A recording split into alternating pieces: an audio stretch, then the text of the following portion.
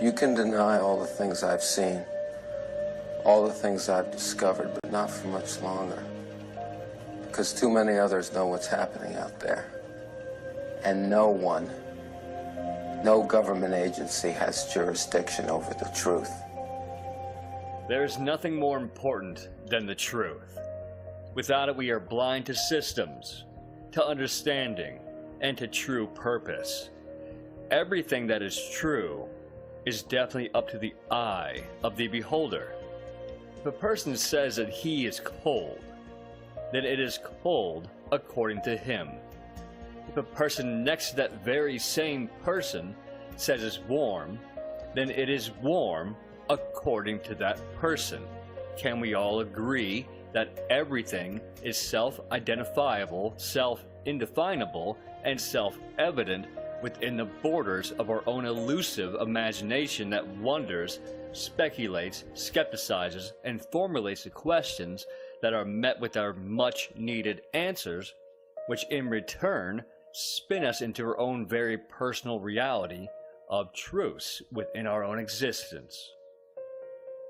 Now, if all truth is formulated internally, then it is very important that if you wish to change something in order to alter someone's personal vision, it would best be done at a young age of ignorance, while being underneath a cultural influence as well, which we all are victims of, by the way.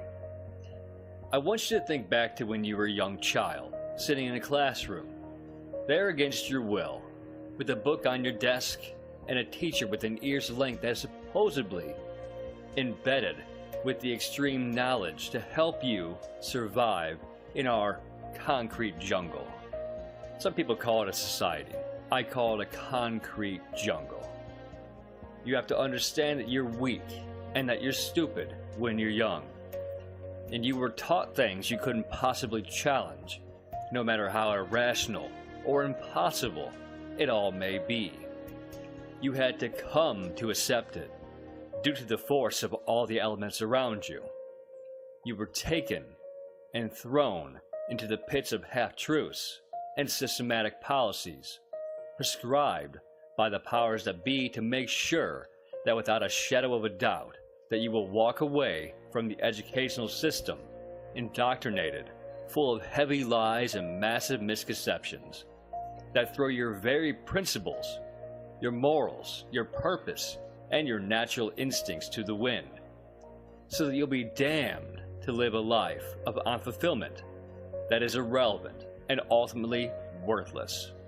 You must understand that we were deceived from the very moment we were able to be deceived, and that is a truth that is self-evident to everyone that has just had that thought creep in the back of their head, that it is possible that they crammed you so full of bullshit and let you go with your certificate of indoctrination.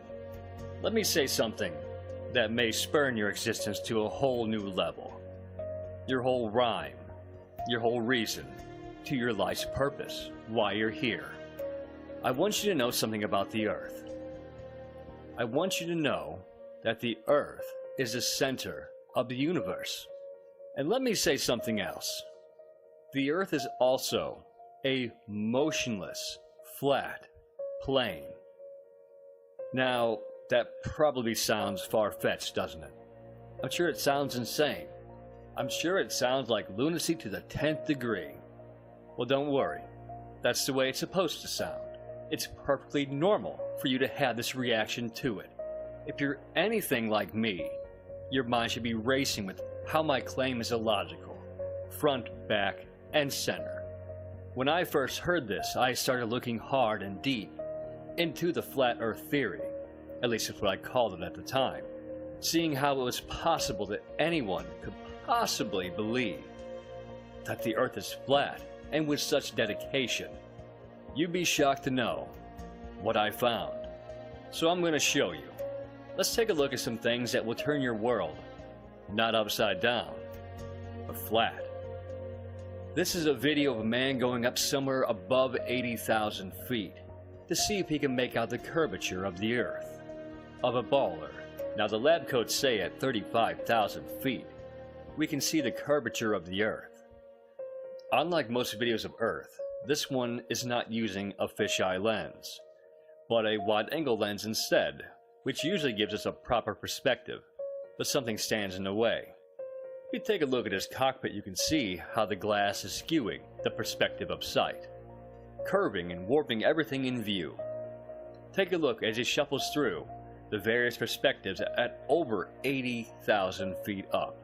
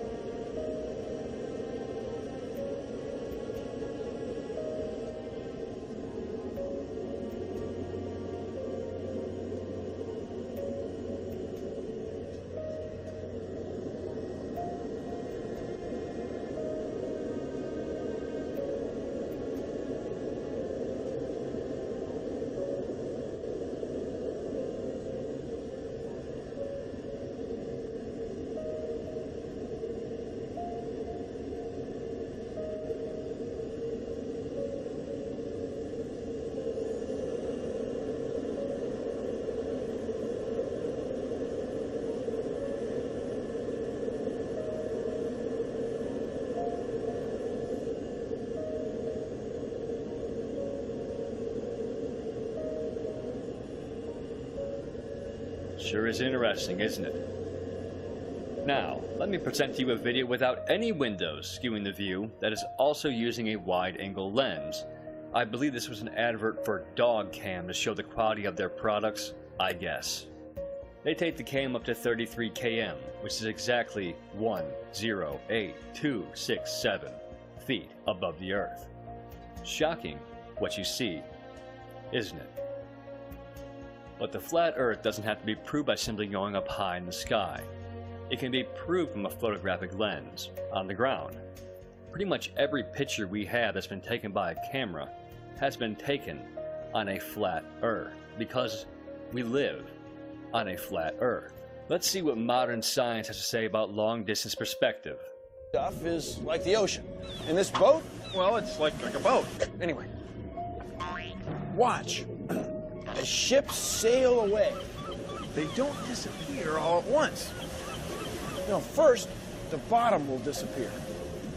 See, the bottom of the ship is gone. Now we can see midway up, and then the whole thing disappears. Now, ships came back. They didn't fall off a table.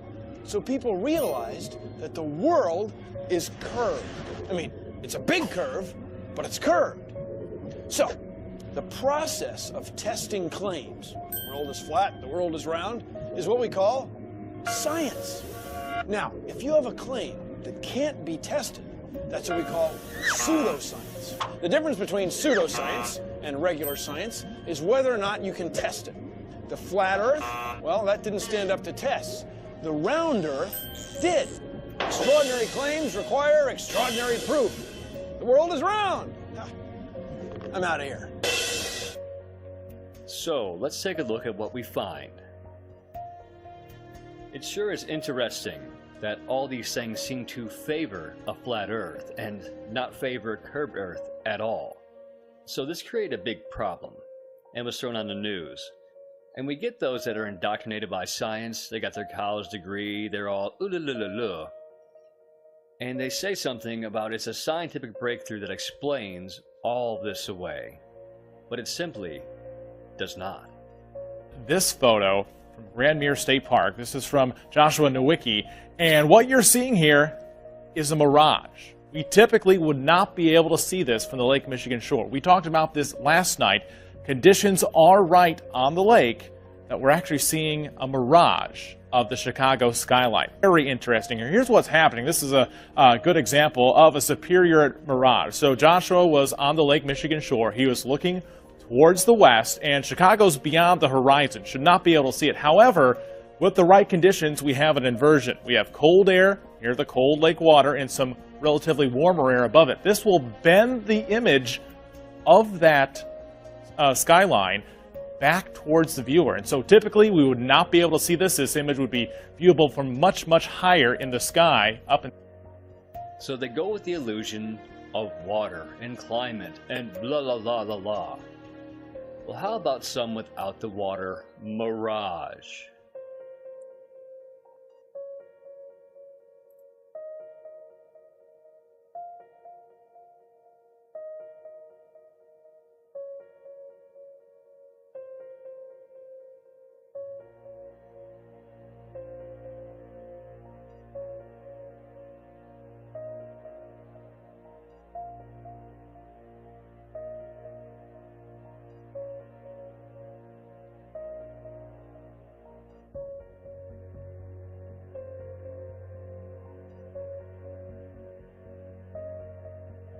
You have to understand, if you believe that the Earth is a sphere, then you believe the Earth is spinning 1,000 miles per hour, going 93 million miles around the Sun at 67,000 miles per hour, while the Sun and the Earth is being sucked into the center of the galaxy, which is said to be spinning at 515,000 miles an hour.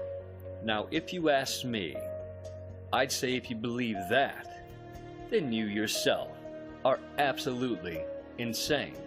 I'm not saying that because you believe it, you're insane. I'm saying if you looked at it, you would have to think that that's insane. Not only is it able to not be proven to be the case, it is also impossible to know.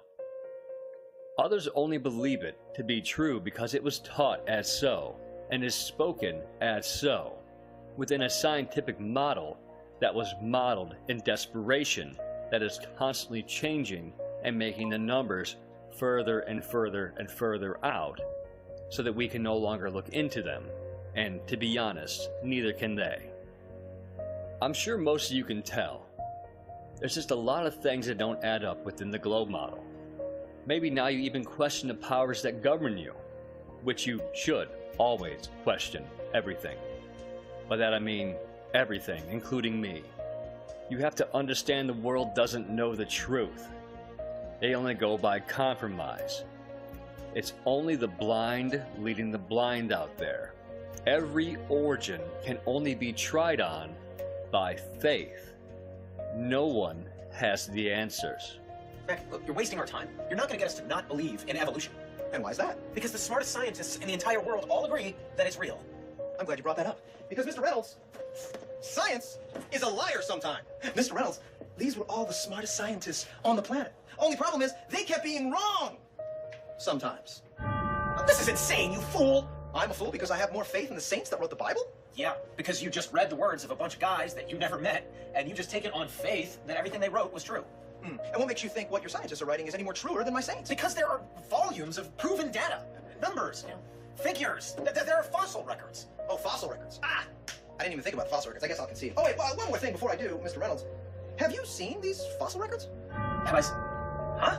Have you poured through the data yourself? The numbers, the figures? Well, no. No. Oh, interesting. So let me get this straight, Mr. Reynolds.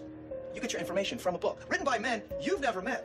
And you take their words as truth, based on a willingness to believe, a desire to accept, a leap of, dare I say it, faith? Now this may be causing you to think about NASA. Perhaps you trust NASA. I can understand it. But did you know that they do a lot of CGI and a lot of Photoshop, and they do it transparently? So you spin, when you spin pizza dough, it kind of flattens out. Yeah. It gets wider in the middle. And so Earth, throughout its life, even when it formed, it was spinning. And it got a little wider at the equator than it does at the poles. So it's not actually a sphere. It's oblate. And officially it's an oblate spheroid. That's what we call it. But not only that, it's slightly wider below the equator than above the equator. A little chubbier. A little chubbier. Yeah. Chubby's a good way. It's like pear-shaped. Chubbier. Yeah. Chubby's a good way. It's like pear-shaped. Pear-shaped. Pear-shaped. Pear-shaped. Okay. Now that's what they're telling us. And this is what NASA's presented over all the years. 1972, 1997, 2002, 2007, 2007, 2012, 2013, and 2015. Okay? So in 2007, 2002, 1997, and 72, North America was about this big. And then apparently, due to GMOs or junk food, in 2012, North America gained quite a bit of weight because look at the size of it. Now, say what you want, think what you want, do what you want. These are photographs given to the American people after paying, between all these years, trillions of dollars to NASA to get pictures, because we don't have rockets, conveniently enough, and anyone that tries to get their own rocket going gets gobbled up by NASA. According to NASA, in 2012, that was North America. And then in 2012, 10 years later, it greatly expanded. You see what I mean? This isn't Photoshop. This isn't anything. This is what the elite, the powers that be, give to us as facts, as science or scientism, because that's exactly what it is. Say what you want, think what you want, but that's what it is. I don't know what to tell you. But now, Russia has come out with an entirely new view of the Earth. Now, let's all remember. Pear-shaped, pear-shaped. But now with much more defined imagery from Russia, the leader in space travel, we have unbelievable footage. Take a look at this. Look at that. That's astonishing. Absolutely amazing, right? So you may be asking yourself, why all the trickery? Because modern science is a path to a different kind of religion, a different kind of belief on your faith. They use this to belittle us, to rob us of our true purpose. If you believe in the sphere, you believe in a different origin of life, a different origin of man, thus shaking your whole outlook on why you exist and what you're doing here. All of us are special. All of us aim to further the bounds of our own accomplishments. We all strive to reach the sky, to fulfill our dreams. Dreams which are shattered due to the shackles of our oppressors in this concrete jungle, mired in materialism and sin. In my opinion, we were put here by the creator of existence itself, and we should scream at the top of our lungs in joy that we have such a privilege, that we are the center. Taking that away gives us a far lesser purpose. How can you merely believe that an asshole solved all the questions under the great blue sky with a calculator and an indoctrinated degree? It's not so simple. The world is full of mystery. It's almost blistering with mystery, most of which science cannot explain away. No man has the answer, and no man ever will. It's time for you to wake up. It's time for you to see clear. It's due time that you got what you were born for, what you deserve. It's time to fill that empty hole in your life up. I don't know how you don't see it. You were made for great things. It's time for you to get up. That's be done at a young age of ignorance, while being underneath a cultural influence as well, which we all are victims of, by the way. I want you to think back to when you were a young child, sitting in a classroom, there against your will, with a book on your desk and a teacher within ear's length that is supposedly embedded with the extreme knowledge to help you survive an elusive imagination that wonders, speculates, skepticizes, and formulates the questions that are met with our much-needed answers, which in return spin us into our own very personal reality of truths within our own existence. Now, if all truth is formulated internally, then it is very important that if you wish to change something in order to alter someone's personal vision, it would be our concrete jungle. Some people call it a society. I call it a concrete jungle. You have to understand that you're weak and that you're stupid when you're young. And you were taught things you couldn't possibly challenge, no matter how irrational or impossible it all may be. You had to come to accept it, due to the force of all the elements around you. You were taken and thrown. It's true, is definitely up to the eye of the beholder. If a person says that he is cold, then it is cold according to him. If a person next to that very same person says it's warm, then it is warm according to that person. Can we all agree that everything is self-identifiable, self-indefinable, and self-evident within the borders of our own? You can deny all the things I've seen, all the things I've discovered, but not for much longer. Because too many others know what's happening out there. And no one, no government agency has jurisdiction over the truth.